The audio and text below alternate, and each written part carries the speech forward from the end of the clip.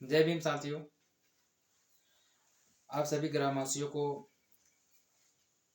और जितने लोग इस 14 अप्रैल पे बाबा साहब का जयंती पे जो शोभा यात्रा निकालेंगे, रैलियां निकालेंगे, आप लोग एक सावधानियां बरतिएगा। इस शोभा यात्रा में किसी भी व्यक्ति को नुकसान न हो, तभी इस नियम का गहराई पूर्वक पालन हो पाएगा।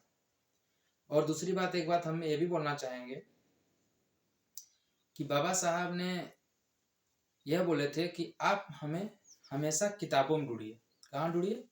किताबों में, यानी बुक पढ़िए और उनके बारे में जीवनी पढ़िए, समझिए बाबा साहब क्या शख्सियत थे, जिन्होंने विदेशों में जाके बहुत स्टैंडर्ड लेवल पे एजुकेशन ग्रहण किए, जिसमें इकोनॉमिक्स पॉलिटिकल में उन्होंने पीएचडी काफ़ी डिग्री में तो किए थे, बट उनका पकड़ जो था इकोनॉमी में बहुत ज़्यादा था। अगर बाबा साहब चाहते तो विदेशों में भी बस सकते थे और अपने परिवार को अच्छे से पालन पोषण कर सकते थे, लेकिन बाबा साहब ने ऐसा नहीं किया। क्यों? हम दलितों के लिए, वो जानते थे कि हम एक दलित पढ़ लिख के इतने उच्च स्तर तक पहुंच चुके हैं और मेरे दलित भाइयों ने इतना शायद उच्च स्तर तक न पहुंच सके। तो बाबा साहब ने विदेशों से पढ़ के भारत में आकर नौकरी किया और यहाँ पे आके देखे तो दलितों का बहुत बुरा हाल था। और इसके साथ साथ बाबा साहब ने काफ़ी मिशन चलाए, जिसमें से एक महत्वपूर्ण मिशन माना जाता है जिसमें जागरूक महिलाओं को, जो कि महिलाओं का जिसे कि पढ़ने का अधिकार नहीं था, बाबा साहब ने उसको दिलाने के लिए काम किया। आज जो महिलाएं कंधे में कंधे मिला के हम आप सबके बीच जो खड़ी हैं महिलाएं, ये बाबा साहब का ही देन है, जो कि कंधे में कंधे मिला के आज महिलाएं खड़ी हैं। और हम दलित भाई आप लोग से भी गुजारिश करते हैं कि बाबा साहब का ही देन है कि जो आज हम लोग कहते हैं ना कि मोछ तान के चल रहे हैं, तो उन्हीं का देन है कि आज मोछ हम लोग तान के चल रहे हैं।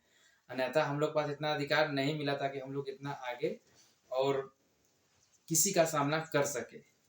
इससे पहले इतिहास देखी जाए तो हम लोग के पीछे क्या बोलते हैं उसको, गले में हंडी बांधी होती थी और कमर में झाड़ू, जिससे हम लोग जो भी करें और हंडी में करें, जैसे कि थूकना होगा ये सब करना हो तो हंडी में करें, और जो मेरा जो चले हैं, जो मेरे पाँव यहाँ पड़े वो झाड़ू से मिट जाए। ऐसी हम लोग की स्थिति थी। आज स्थिति काफ़ी अच्छे लेवल पे हो चुकी है। तो आप लोग अवश्य पढ़िए और बाबा साहब के बारे में अवश्य समझिए। और बाबा साहब ने, आप सभी को एक सवाल शायद मन में गूंजता होगा या आप लोग को जानकारी नहीं होगा, इसके बारे में आपको हम बता देते हैं। बाबा साहब ने एक ऐसे हाथ किए थे, क्या किए थे? ऐसे हाथ करके उनका फोटो है। इस फोटो का मतलब आप लोग शायद न समझते होंगे, लेकिन आज आपको हम बतलाने का काम कर रहे हैं, गौर से सुनिए। इस हाथ का ऐसे मतलब यह है बाबा साहब का कि कभी भी मेरे दलित भाई या मेरे बहनें जितने भी हैं, माताएं भी हैं, इस पे उनका कहने का मतलब यह था कि आप लोकसभा, राज्यसभा, विधानसभा आप अवश्य पहुंचिए, तब आप अपने हक का बात कर पाएंगे, अन्यथा नहीं कर पाएंगे। क्योंकि नियम बनते और बिगड़ते, केंद्र का स्तर माना जाए तो लोकसभा नियम बनाता है, राज्यसभा बनती है, विधानसभा जो होती है राज्य स्तरीय पे जो नियम बनते हैं वो वहीं से बनते बिगड़ते हैं। जब आप वहां तक नहीं पहुंचोगे तो आप मुद्दे का बात नहीं कर पाओगे।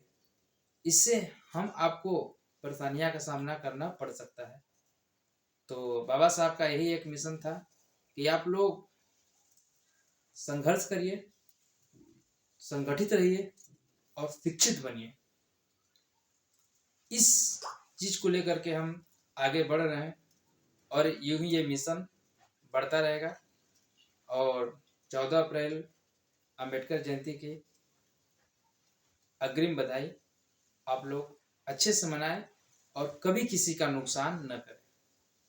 अच्छे से मनाइए, मनाने के साथ साथ जो लोग आतिशबाजी करते हैं या तलवार लेकर नचाते हैं, ऐसा न करें। ऐसा करने से किसी का नुकसान हो सकता है, जिससे मेरा जो गाइडलाइन मिली है प्रशासन से, वो टूट जाएगी, और टूट जाएगी तो इसका नियम कानून बहुत उल्टा होता है। इसीलिए आप सभी को तहे से दिल से हार्दिक शुभकामनाएं। जय भीम।